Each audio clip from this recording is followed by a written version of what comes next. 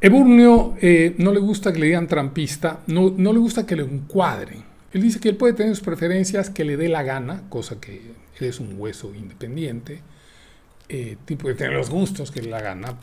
Antes no quería joyas, ahora es un enjollado. Pero no le gusta que lo cuadriculen, lo cual me parece bien, ¿no? Tipo que ha vivido miles de años, ¿por qué lo hay en cuadricularlo, digamos? Estábamos conversando acerca de la batalla cultural. El otro día hemos visto con Eburnio un tipo en las redes, ¿no? Hay unos videos que se viste de mexicano y aparecen dos chicas y lo insultan, ¿no? Le mentan la madre, ¿cierto? Le dicen improperios, porque está haciendo una apropiación cultural.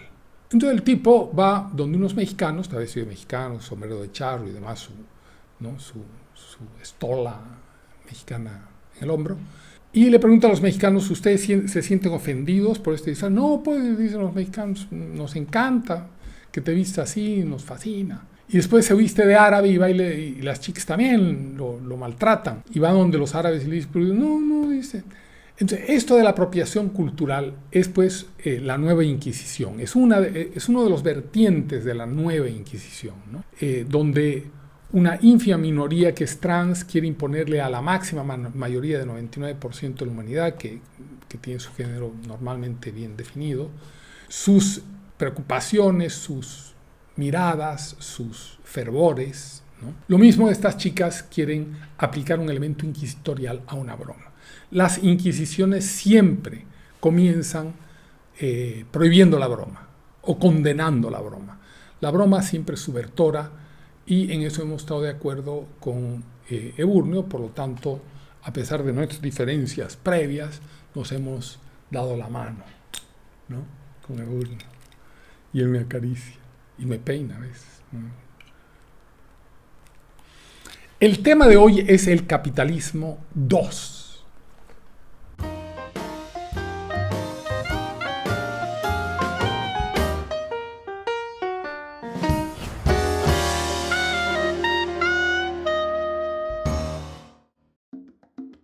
La gula del picaflor, novela premiada de Juan Claudio Lechín en Kindle Amazon. Un congreso hispanoamericano de seductores galantes y perversos sesiona en un lugar secreto. 7 maestros de la pasión y el estropicio cuentan magistralmente sus historias de engañoso amor y ocasionalmente de tierno arrebato. Por solo $8.65, La gula del picaflor en Kindle Amazon. Advertencia: no se recomienda a militantes del marxismo cultural ni de lo políticamente correcto. Bueno, con el reordenamiento de Europa, con el reordenamiento del mundo a partir de la caída del muro de Berlín y del bloque socialista, los latinoamericanos nos quedamos colgados de la brocha. Porque como somos importadores de pensamiento y estética, cuando se cayó Europa, ¿y de quién importamos? ¿No? Porque es nuestro vicio, importar. No es producir pensamiento, no es producir alguna estética, producimos, pero no somos productorazos de estética permanentes, así, ¿no? Fuimos al victorioso, empezamos a importar pensamiento y estética de los Estados Unidos. Ahora, los Estados Unidos en materia de pensamiento, sobre todo de pensamiento filosófico, tienen una cosa singular que es un sentido común, así una ocurrencia mezclado con autoayuda, ¿no? Entonces hacen libros, así el vaso medio lleno, el vaso medio vacío, dan algunos consejos, ¿no? Sun Tzu se puso una época de moda, ¿no? Entonces todos hablan en las películas, ¿no? Aplicaba a la empresa. En cambio, los gringos en materia tecnológica y en materia económica, la verdad es que son no solamente profundos, sino son muy técnicos. O sea, no solamente tienen una mirada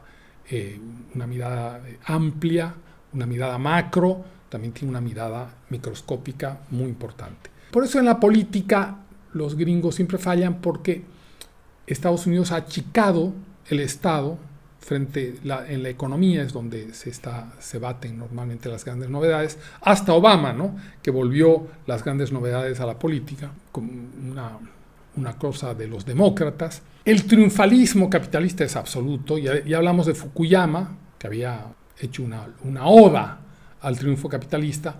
En realidad, desde mi punto de vista, su timeline, su tiempo, su timing estaba equivocado porque estaba muy cerca del hecho, ¿no?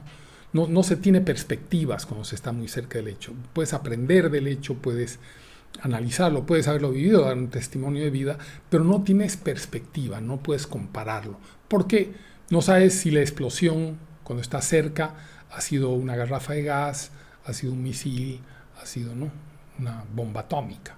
No tomó la prudente distancia para un filósofo para pensar, evaluar el asunto. De las cenizas del marxismo-leninismo, que quedó hecho chichisco, como decía mi mamá, empezaron poco a poco a haber unos retoños mesiánicos de otra manera. Ya no eran la lucha de clases de antes, la revolución armada, la guerrilla. Ya no había todo ese lenguaje arrebatador, ¿no?, medieval del comunismo, sino empiezan con una palabra clave, oye. Califican a Estados Unidos de imperio unipolar. A ver, dígame que esa palabra no es fantástica. Esa palabra es de laboratorio. A mí no me digan que, es que es unipolar, digamos, ¿no? Es una palabra de laboratorio buenísima, porque inmediatamente te invoca a que no existe un mundo unipolar, porque un mundo debe ser, al menos tiene que tener dos polos, bipolar, ¿no? En el mundo es imprescindible, ¿no?, para que tenga un eje el mundo y pueda dar vueltas, porque son dos polos y tal. Entonces, al llamarle imperio bipolar, automáticamente generan una condena, una sospecha, un mal vaticinio. Inmediatamente, es una maestría llamarle bipolar. Y la nueva izquierda norteamericana, porque también así como la europea, antes era la izquierda europea, ¿no?, Sartre, el Mayo francés, todo venía de Europa. Con la caída del bloque socialista empieza a ser la izquierda norteamericana, que es de otra clase, es de otro tipo. Pero bueno, desempolvan de su academia un término que habían usado hace mucho tiempo, que era lo políticamente correcto. Lo desempolvan y lo sacan a la calle. Políticamente correcto, que es esa forma inquisitorial, ¿no? Esto está mal, esto está bien. Son pontífices, ¿no? Como son los comunistas, ¿no? Siempre hablan del ideal, hemos dicho, y con eso, hablando del ideal, condenan a la realidad. O sea, no condenan una realidad con otra, no la comparan con otra, no. Ellos se sientan en el trono pontificio del ideal y condenan a la realidad por basura, por baja, por imperfecta. Lo políticamente correcto hace eso. Lo interesante es, hay un tipo que se llama Herbert Kohl, que escribe un libro que se llama, un artículo que se llama Uncommon Differences en 1992, y el tipo da testimonio y prueba que lo políticamente correcto era un término que en 1990 usaban los antiguos comunistas. Ya vamos viendo, ¿no?, de dónde jalan la hebra del hilo. Y como además en la academia hay comunistas de toda laya, ¿no?, desde edulcorados hasta radicales cabezcalientes, por supuesto que no podían perder un lenguaje antisistémico porque se acaba su carrera.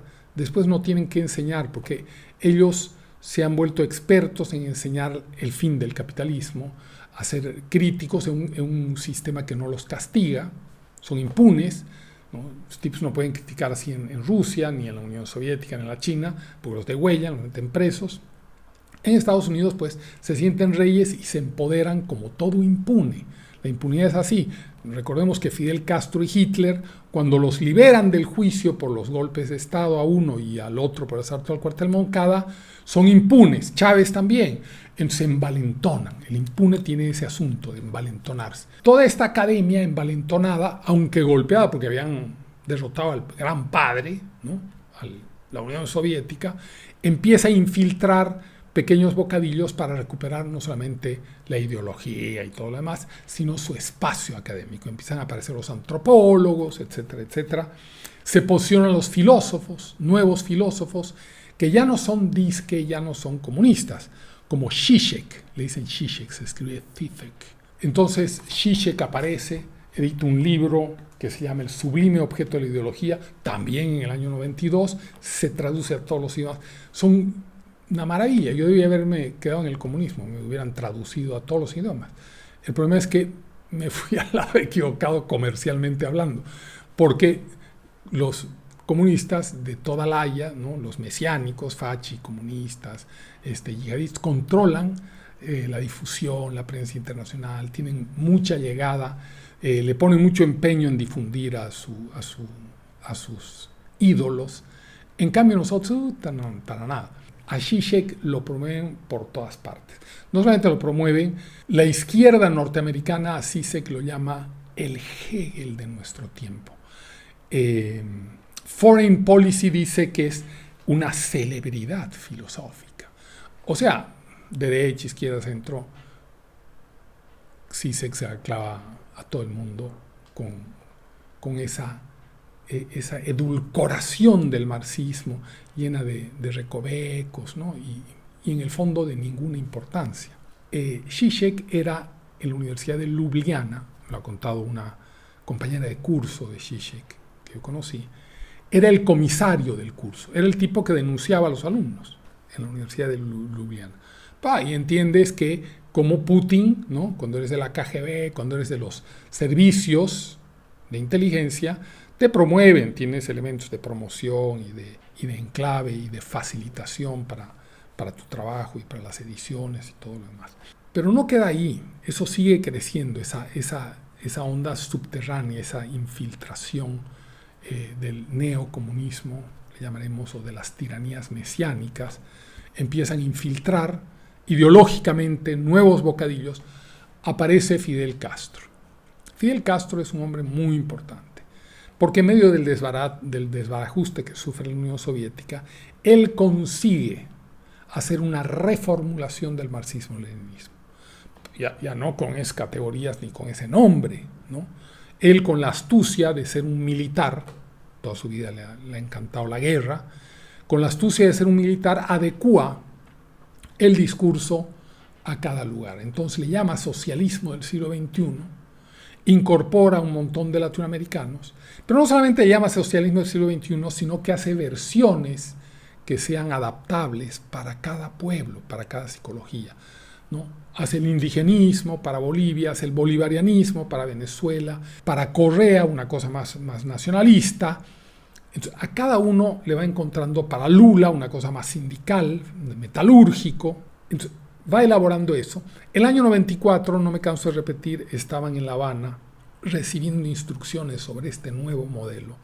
Hugo Chávez, Evo Morales, y estaba González, del que nunca hemos hablado, por recomendación expresa de una persona muy importante, me ha abierto los ojos, es el de las Islas Granadinas.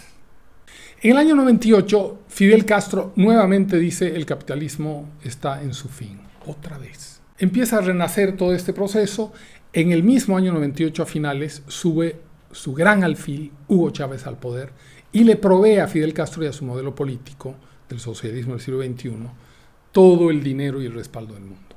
En pocos años vamos a ver que el año 2000 sube importantísimo, como les decía, me han abierto los ojos a las pequeñas islas San Vicente y las Granadinas. González sube al poder desde el 2000 hasta ahorita. Es un asset cubano. Sube Evo Morales, va a subir Lugo en el Paraguay, va a subir Lula en el Brasil, va a subir Correa, etc. Ustedes conocen la historia, ¿cierto? Pero también en el año 2000 sube Putin.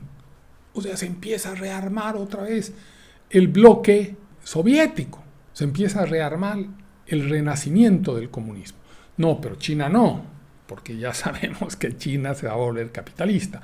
Además, ese año 2000, que sube Putin, Xi Jinping no está estudiando a los austríacos, economía austríaca, ni está estudiando administración de empresas. Es un chico que no tiene perspectivas, porque está estudiando teoría marxista y educación política en la Universidad de Tsinghua.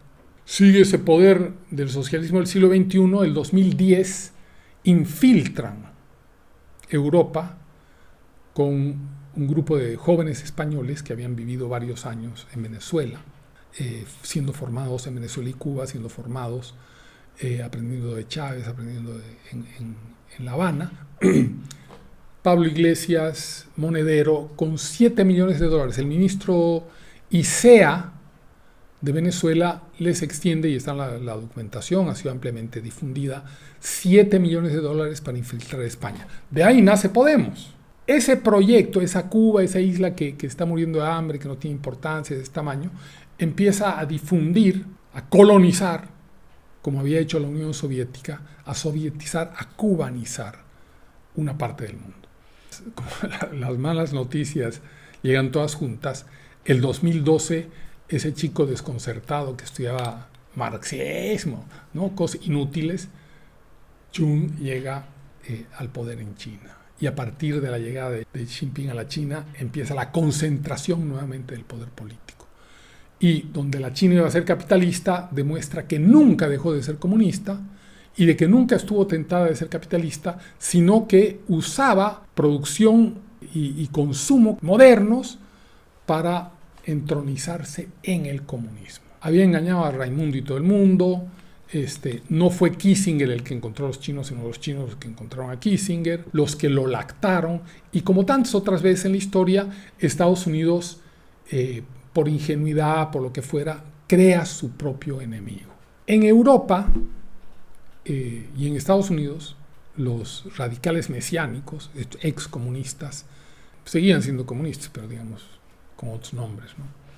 Ahora estaban con el asunto ecológico. Yo la verdad que no vamos a discutir si es más o menos el asunto ecológico. El asunto es la utilización del asunto ecológico como un arma de destrucción de Occidente, ¿no? Puede ser que haya que bajarle un cambio o dos al asunto del carbón, una serie de cosas que yo la verdad que es un tema que no he profundizado. Pero lo cierto es que existe la utilización como arma. La lucha de clases del viejo Marx la cambian por otro tipo de confrontaciones más actuales. Confrontaciones de género, confrontación LGTB, confrontación de razas. En Estados Unidos son los negros, los afroamericanos, en otras partes son los indios, ¿no? Pero siempre confrontando con el statu quo a alguien y manteniendo viva la idea de Marx de la lucha de clases, que será la que generará el cambio. Y así, en el año 2013, 10 años atrás, parecería que estamos reeditando o copiando el 1920, 100 años más tarde. Estamos otra vez con dos bloques. Muchos no quieren verlo. Aquí había un profesor norteamericano en Lima, famosísimo, que daba clase en la Católica, y que el 2012 me dijo, pero sigues viviendo en la Guerra Fría, y no se da cuenta el tipo que no estudian, ¿no? Son caviares, así, ya ni me acuerdo su nombre, Levitsky, ahora se volvió, empezó a estudiar el populismo, y en esa época decía, no, ¿cuál populismo? A mí me lo ha dicho. No, estás viendo visiones, ¿no? Estás viendo una nueva Guerra Fría que no hay. Ahí está pues la Guerra Fría, ¿no? Era obvio, ya el 2013-2014 estaba Rusia, ya tenía problemas con Ucrania, ya había invadido Chechenia, ya Putin se había elegido por 13 años, o sea, las señales son inequívocas, o sea, no hay dónde perder. Si no tuviéramos en la cabeza ese oscurantismo que nos ha metido el marxismo, el leninismo en el siglo XX, hubiéramos visto todo con mucha claridad y muy rápidamente. Pero como tenemos ese oscurantismo y los gringos andan con lo políticamente correcto y les da miedo, ¿no? Ofender, ¿no? Y decir el comunista un tipo que en realidad no es o no se reclama, no se siente comunista. Bueno, entonces ahí está la gran dificultad. El 2018 sube López Obrador en México y allana la entrada de lo que va a ser el ataque de las migraciones como arma táctica de la que hemos hablado el otro día, porque va a facilitar el tránsito de México, a pesar de que va a ser todo un aguaje, de que no podemos detener, de que Guatemala, ¿no? Pero va a facilitar porque es parte de esta comparsa del socialismo del siglo XXI. Y vamos a seguir revisando porque estamos viendo la confrontación entre el fin del capitalismo y el fin del comunismo. y el comunismo se acabó en el 90, pero ha vuelto a renacer, y el capitalismo que estaba floreciente empieza como a resquebrajarse internamente. En el año 2019 llega el COVID, y el COVID es bien importante porque es la primera guerra producida internacionalmente que Estados Unidos combate en su propio territorio. Hasta ese momento nunca Estados Unidos había combatido, fuera de los ataques de las dos torres, ¿no? del éxodo de Mariel, fueron ataques parciales, pero nunca combatió una ofensiva bacteriológica externa en su propio territorio. Y el 2021, casi como si hubiera coordinación, o había coordinación, no lo sé, no lo puedo demostrar, empiezan las hordas de sirios a llegar a Europa, a instalarse junto a la gente buena, como hemos visto en el programa anterior, agentes de infiltración, como siempre, la película que hace el comunismo desde hace mucho tiempo. El 22 empezó el ataque migratorio a la frontera sur de los Estados Unidos, 2022, y ya han entrado creo que 2 millones de migrantes de Cuba para entrar a Estados Unidos. Han hecho puente aéreo, lo hemos dicho en otras oportunidades, a Nicaragua. Nicaragua les ha facilitado la entrada al continente para subir a la frontera sur y así hostigar esa frontera y debilitarla. Parte de la guerra de baja intensidad. El 2022, no hablamos antes de un tipo fantástico, Piketty. Apareció pues como en los años 90 como una revelación, ¿no? Joven revelación.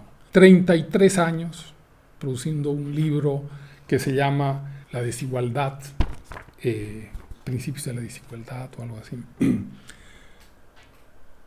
Y hasta la derecha estaba fascinada con Piketty, cuando la desigualdad es un sinónimo de la explotación marxista. Piketty es un agente del mismo, y por eso se difunde tanto como se difundió a Zizek. El año pasado, 2023, ha vendido 3 millones de ejemplares sobre la desigualdad.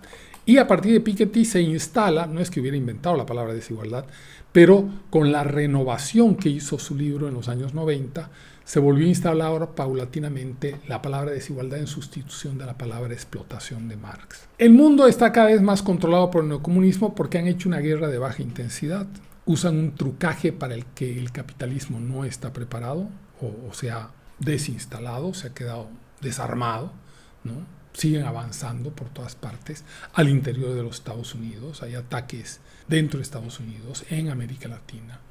Vamos perdiendo países y no hay manera de reorganizarnos y decir, a ver, un momento, ¿no? ¿Qué pasa?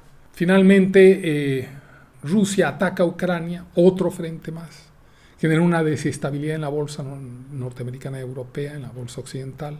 Una guerra que teóricamente debía durar 2 días y ya lleva 2 años, desangrando y produciendo una cantidad de irregularidades en la economía occidental a la que es tan vulnerable. Y finalmente, hace poco en octubre, el ataque de Hamas, un ataque a ojos vista provocador, porque violar, mutilar niños, violar mujeres, ejecutarlas, decapitarlas, filmar todo eso, 1000 y tantas personas civiles, fue un acto de provocación. Posiblemente Israel no tenía otra respuesta que acatar ese acto de provocación. No podía, ¿no?, hacerse loco y decir, bueno, ¿no?, con tanta evidencia, tanto dolor, ¿no?, tanta reedición de las masacres que ha sufrido los judíos en la historia. Pero además en este momento, a pesar de que claman un antisemitismo, que posiblemente exista un antisemitismo, pero es renovado, ¿no? Ese antisemitismo está ligado al capitalismo, de tal manera que del otro lado está el bloque antioccidental, que está consiguiendo que en todos los países del mundo se organicen condenas, manifestaciones de jóvenes en contra de Israel. Podríamos analizar en otro momento los específicos de este combate, pero lo cierto es que vemos que Hamas representa al bloque antioccidental. Hamas acaba de condenar el terrorismo que ha sucedido en Rusia contra civiles, pero han infligido terrorismo contra civiles en Israel. O sea, se vuelve nuevamente ese doble discurso malvado, ese doble discurso. Lo claro es que 24% de los estadounidenses apoyan que el capitalismo se vuelva socialismo. 24% de su población quiere ir hacia la Unión Soviética, ¿no es cierto? Porque evidentemente las fuerzas del poder internacional, cuando tú te empiezas a acercar al socialismo, no te van a dejar entrar hacia un socialismo light, ¿no? Tipo Olaf Palme de los años 70, sino que ya te tienen encarrilado, ¿no? Movimientos sociales, la radicalización, igual que en la Revolución Rusa del 17, ¿no? En febrero tenía que haber monarquía constitucional, pero empieza la radicalización y te van llevando a toda la sociedad hacia el extremo. No sabe cómo defenderse Occidente, las tiranías mesiánicas van conquistando el mundo cada vez más y al parecer, finalmente, pareciera ser que empieza a cumplirse el vaticinio de Marx y de mis trotskistas del barrio La Pastora del fin del capitalismo. No aparece haber, como el chapulín colorado, quien pueda defendernos. Y como en las crisis no hay grises, dice Burnio, Burnio y yo preferimos el triunfo del capitalismo porque con todos sus defectos deja algún nivel y algún espacio para la libertad y la prosperidad. Hasta la próxima temporada. Muestre su joya, Burnio, y haga musculatura. Hasta la temporada 3. Adiós.